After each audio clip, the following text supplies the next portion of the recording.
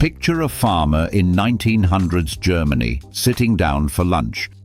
He doesn't reach for a glass of water. He reaches for a beer. And so does his wife. And his kids get a weaker version too. This wasn't rebellion. It wasn't addiction. For millions of Europeans, beer was safer, more nutritious, and more practical than water. Here's why. At the turn of the 20th century, most European cities were still fighting a losing battle against their own water supply. Sewage systems were patchy at best. Rivers doubled as both drinking source and dumping ground. Wells sat close enough to outhouses that contamination was almost guaranteed. People didn't need a microscope to know something was wrong with their water. They could taste it, smell it, sometimes see it. Drinking it raw was a gamble with cholera, typhoid and dysentery, an intestinal infection that causes severe diarrhea mixed with blood or mucus. Beer had one enormous advantage. It started with boiled water. Brewing meant heating water to temperatures that killed off the bacteria and germs lurking inside it. Nobody in 1905 understood germ theory the way we do now, but generations of experience had taught them a simple lesson. The people who drank beer got sick less often than the people who drank straight from the well. That kind of practical wisdom spread fast, with or without a scientific explanation attached to it. This wasn't a fad. Brewing in Europe stretches back over 1,000 years, woven into the identity of entire regions. Belgian monasteries, German breweries, English ale houses. Beer wasn't just something people drank, it was something they built their culture around. By the 1900s, choosing beer over water wasn't really a choice at all. It was simply how things had always been done.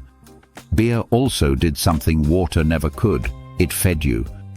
Traditional brews carried B vitamins and carbohydrates, meaningful nutrition for working-class families who didn't always have enough on the table. In tough economic times, a mug of beer wasn't just a drink.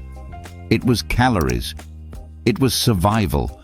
Some brewers even leaned into this, marketing stronger beers as liquid bread for exactly that reason. Let's be honest, water from a questionable well doesn't taste great, and beer does. Different regions brewed different styles, strengths and flavors, giving people something water simply couldn't offer: variety. When your alternative might taste like a swamp, the choice gets easy fast. Beer wasn't consumed in isolation. It was consumed together, at the table, at the pub, at festivals and weddings and wakes. Sharing a beer was how relationships were built and maintained. Turning it down wasn't just a health decision, it was a social one, and in tight-knit communities that mattered just as much as sanitation. Here's a detail that's easy to overlook. Beer was often easier to get than clean water. Breweries and pubs existed in nearly every town, delivering a consistent, regulated product.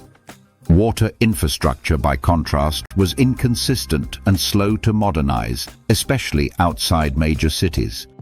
And once brewed, beer's alcohol content acted as a natural preservative. It lasted. Water sitting in an open container for days was an invitation for bacteria to move back in. Beer's modest alcohol content also worked in its favor. It let people drink through the day without becoming incapacitated, which made it the responsible choice compared to spirits. Add government licensing that enforced some baseline of quality, and beer looked less like a vice and more like infrastructure. In places like Germany, it became a genuine point of national pride. Brewing wasn't just an industry, it was identity. None of this lasted forever. As the 20th century progressed, sewage systems improved, water treatment became standard, and the health gap between beer and water closed. What was once a matter of survival slowly became a matter of taste and tradition, which, for many parts of Europe, is exactly what it remains today. So the next time someone tells you people just drank beer for fun back then, you'll know the real story. 1 part safety, 1 part nutrition, 1 part tradition, and 1 part good old-fashioned community. If you enjoyed this dive into history, subscribe for more stories where science and culture collide.